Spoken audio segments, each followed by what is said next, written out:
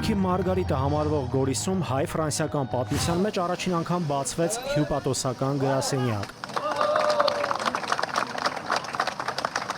Հայաստանում Ֆրանսիայի դեսպանի ձևակերպումն է։ Գորիսը Հայաստանի աշխարհաքաղաքականության սրտում գտնվող քաղաք է, որն առաջինը հյուրընկալեց Արցախից տեղահանվածներին։ Դեսպանը մի տեղեկություն էլ հայտնեց, որի մասին քչերն էին լսել։ Ֆրանսիայի արտաքին գործերի նախարարությունում Հայաստանի հետ համագործակցությունների համակարգողի պաշտոն է բացվել, որն ըստ Դկոտինիի համարժեքը չունի այլ երկրների համեմատ։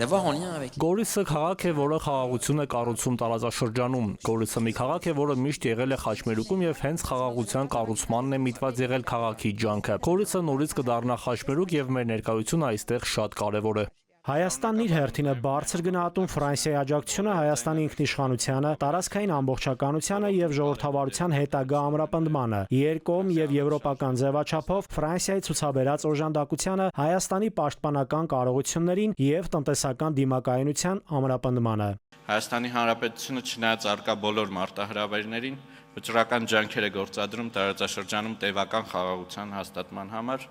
հիմք ընդունելով տարածքային ամբողջականության, ինքնիշխանության եւ սահմանների անխախտելիության սկզբունքը,